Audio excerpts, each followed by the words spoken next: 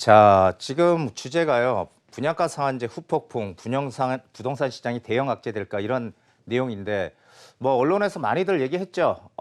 분양가 상한제 시행이 이제 바로 임박했습니다. 그래서 이 어떤 영향을 과연 줄 건지 지난번에 제가 한번 미리 얘기를 드린 적이 있는데 이 부동산 시장 대형 악재 이제는 바로 내일이면 발표가 되니까 한번 말씀을 드려보겠습니다. 자, 분양가 상한제 강행하겠다. 이거 지금 사실 조금 설왕설래했어요. 뭐냐면은 이게 지금 그 경제도 안 좋고 이 뭐 우리 한일 관계도 지금 안 좋잖아요. 이런 상황에서 과연 분양가 상한제까지 발표를 하게 되면 조금 더 이 파급 효과가 상당히 좀 안 좋은 효과가 나오지 않을까 해서 반대를 했지만 국토부교통부에서 여당에서도 반대를 했던 걸 국토교통부에서 적극적으로 밀어붙여서 이제 시행이 된다고 합니다. 시행안 발표한다. 자, 그렇다면은 이 분양가 상한제가 시행되는 이유가 뭘까요? 자, 분양가 상한제 시행의 이유는 아주 단순합니다. 분양가를 한마디로 제한을 하겠다는 거죠. 정부에서 가격 통제를 하겠다는 건데 이 가격 통제 정책이 언제 한번 시행이 됐을까요? 2007년도에 참여정부 시절 때 민간 택지에 대한 분양가 상한제가 시행이 됐습니다. 자, 그래서 지금 똑같은 정책이 시행이 되는데 결국 그때나 지금이나 타켓은 일단은 가장 확실한 타켓은 강남권이죠.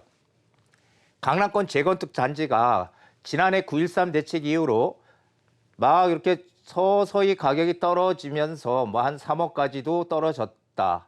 예, 그런데 최근 들어와서 다시 또 이 재건축 단지 급매물들이 소화되면서 시장이 다시 9.13 대책의 약효가 이제 떨어졌다는 얘기죠. 예, 그래서 다시 바닥을 뚫고 다시 상승세로 진행이 된다. 그래서 과거의 정고점, 작년 9.13 대책 이후의 정고점을 지금 넘어선 단지들이 속속 등장을 한다. 그러다 해서 집값이 본격 상승한다는 대한 불안감이죠. 이 불안감의 하나 일환으로 상승세가 더 커지기 전에 집값을 잡아야 된다라는 그런 조급증이 만들어낸 대책이다. 저는 그렇게 보고 있습니다. 자, 그렇다면은 왜 이 강남권이 늘 타켓이 되느냐? 이거는 상당히 어떻게 보면은 상당히 그 단순한 논리예요. 왜 그러냐면 제가 예전에 강의할 때도 말씀드렸지만은 항상 가격 상승의 패턴이 이 강남권을 중심을 해서 움직인다는 거죠. 우리가 시장이 꺾일 때도 강남권이 먼저 꺾이고요. 오를 때도 강남권이 가장 먼저 오르고 그 여파가 인근에서 또 외곽으로 번져가는 그런 어떤 패턴을 보였다는 것이죠. 그래서 이 강남권이 오르면 딴 데도 다 그 여파로 오를 수 있다라고 보는 거예요. 그래서 강남 주택 시장의 움직임이 전체 시장을 움직이게 만든다는 거죠. 그렇기 때문에 이 강남 주택 시장을 어떻게든지 눌러야 된다. 이런 논리를 지금 정부는 피고 있는 것입니다. 자, 그러면은 분양가 상한제 대상 적용 그리고 지역 궁금하시죠?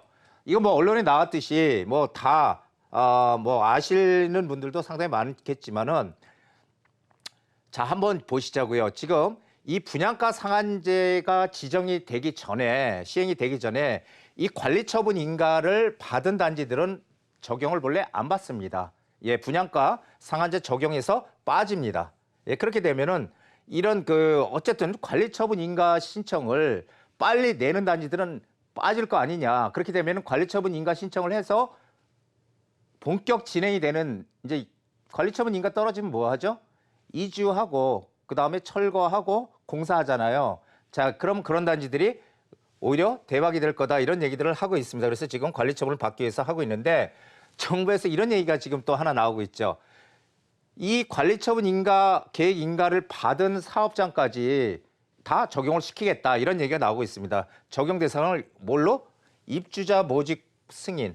관리처분 이전에 입주자 모집 승인을 기점으로 해서 이때부터 적용을 하겠다 이렇게 되면은 관리처분 신청을 해서 이제 한숨 돌렸던 단지들이 난리 나겠죠. 자, 이렇게 되니까 지금 뭐 신문에 소송도 불사하겠다 이런 얘기를 하고 있습니다. 자, 우리나라 헌법 보시면 헌법에는 소급 입법을 해서 과거로 돌아가서 과거까지 적용을 받게 하는 소급 입법에 의해서 재산권이 박탈을 당한다라고 하는 거는 뭐죠? 위헌이라는 얘기입니다. 위헌. 예, 그래서 위헌 요소가 크다. 예, 재산권을 박탈당한다. 근데 만약에 이렇게 되면은 관리처분 신청을 해가지고선 이제 괜찮다고 하는데 그 이전까지 소급을 해서 적용을 한다면 재산권을 박탈당한다 이렇게 보는 관점도 있습니다. 그래서 이거는 조금 문제가 되는데 일단 관리처분계획 인가받은 단지들은 아마 넘어가지 않을까 저는 그렇게 생각을 하고 있습니다. 자, 그렇다면 적용 대상 지역을 보면은 우리 뭐 뻔하죠.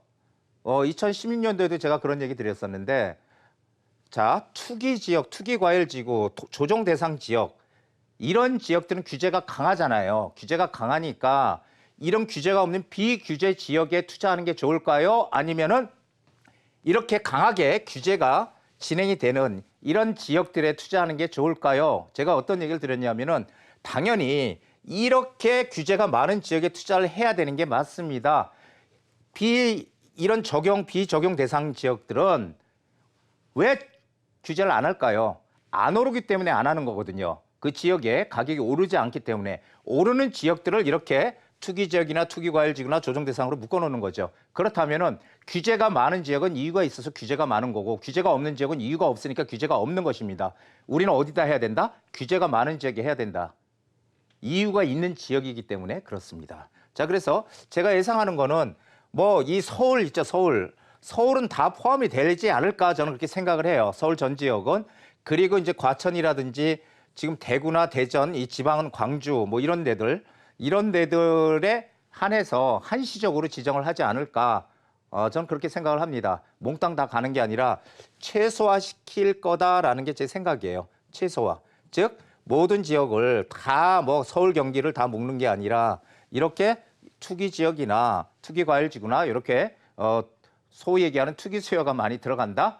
투기 수요가 많이 들어가는지 모르겠지만 그런 지역들을 대상으로 해서 일단 선별적으로 시행한 후에 그리고 나서 확대 시행하겠다라는 것이 지금 정부의 생각인 것 같아요. 자, 그렇다면 분양가 상한제 피해를 보는 거는 가장 먼저 피해를 본다는 게 역시 재건축이죠. 예, 재건축이 제동이 걸릴 것이다. 그리고 역시 또 재개발 지역도 단기간에 영향을 받을 것입니다. 왜냐하면 분양가 상한제는 새 아파트의 가격이 오히려 기존에 있는 주변에 있는 아파트 가격보다 최소한 20%, 30% 싸게 20% 이상 싸게 분양을 하면 그것을 분양받기 위해서 사람들은 몰릴 거예요. 그렇다면 청약 가점도 높아지겠죠. 예, 청약 가점 높아져서 결국은 그거 당첨받는 사람들은 소수에 불과하지만 그 받는 사람들은 어떻게 돼요? 아파트 당첨된 사람들은 대박이 나는 거예요, 사실은. 그래서 로또 당첨이란 얘기를 예전에 했었죠. 근데 조합원 입장에서 쪽박이다. 이게 무슨 얘기예요? 조합원은 일반 분양가를 높게 올려서 이익을 내는 사업이거든요.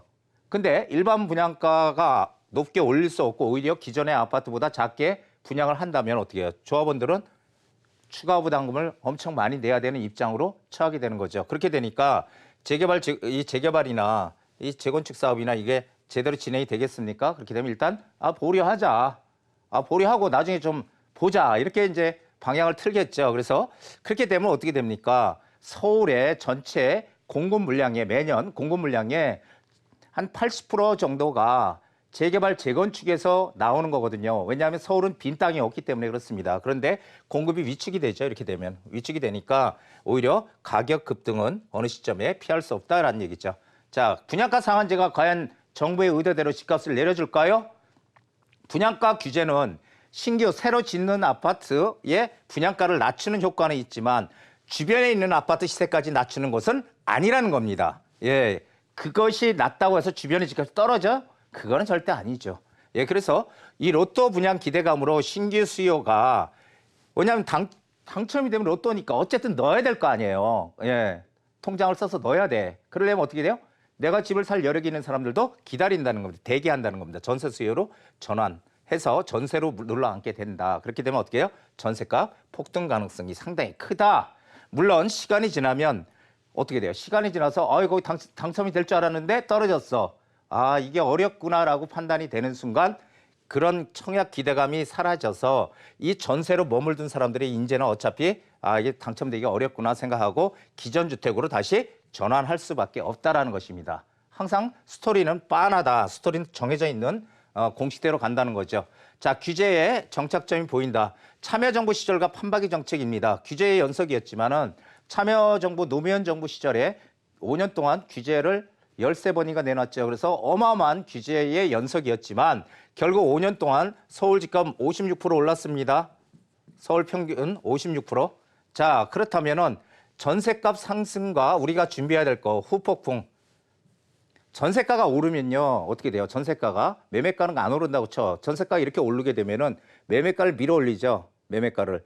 그렇기 때문에 이 전세값 상승이 매매가가 이렇게 전세가가 계속 올라오게 되면 사람은 전세 사느니 차라리 내 집 살자 이렇게 바뀐다는 거죠.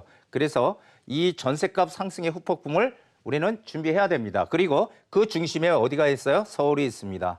서울은 가장 일자리가 많고 사람들이 선호하는 지역이다. 제가 그 강의하는 것도 이제 올려놓은 게 있는데 거기에 보시면은 서울로 점점 도심 집중화 될 수밖에 없는 이유도 올려놨거든요. 자, 중심에 서울이 있습니다. 이제 지금 시점은요. 지금 시점은 정말로 이 투자의 마인드가 승패를 가르는 시점으로 지금 가고 있다라는 것입니다. 투자자는 어떤 생각을 해야 될까요? 기회가 왔을 때 망설이지 마십시오. 항상 기회를 보다가 놓쳐서 그 다음 기회 이러다가 결국은 좋은 기회를 놓치는 분들이 정말 많거든요. 그런 분들은 기회가 있을 때 절대 이번에는 망설이지 말고요. 기회는 반드시 오지만 반드시 옵니다. 기회는 기다리고 있으면 노력하고 있으면 옵니다. 하지만 누구에게나 오지도 않고요. 자주 오지도 않습니다. 정말 오랜만에 오는 기회를 잡아야 된다는 거죠. 자, 부동산은 호재가 있어야 오른다. 당연한 얘기죠. 호재가 없는 곳은 부동산 가격이 오르지 않습니다. 자, 호재의 크기가 투자이익을 결정한다. 호재가 큰 호재라면 이익의 크기도 커지는 거고요. 작은 호재라면 이익의 크기도 작아지는 것입니다. 단지 호재가 없으면 안 오른다는 거죠.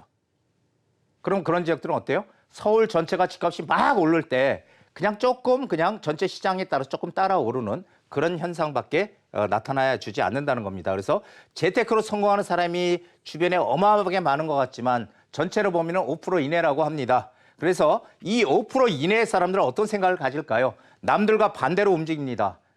자, 투자를 할 때 내가 어떤 생각을 하고 결정을 해야지 항상 주변 사람들의 생각을 물어보는 분들이 있거든요. 친구 아니면 지인.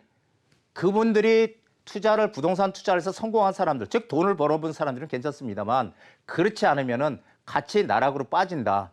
이렇게 저는 말씀을 드리고 싶습니다. 그래서 투자를 해서 이익을 낸 사람들의 말을 들으시기 바랍니다. 친구라고 듣지 마시고. 자, 오늘의 명언입니다. 군중의 반대편에 서라. 워렌 버핏 너무도 유명하죠? 예, 투자의 기재라고 합니다. 투자는 남들과 같이 따라서 움직이는 게 아니라는 얘기고요. 본인의 주관을 키워서 현명하게 투자해야 된다. 기회는 반드시 오지만 자주 오지 않는다는 거 꼭 기억하시기 바랍니다. 자, 오늘 여기까지입니다.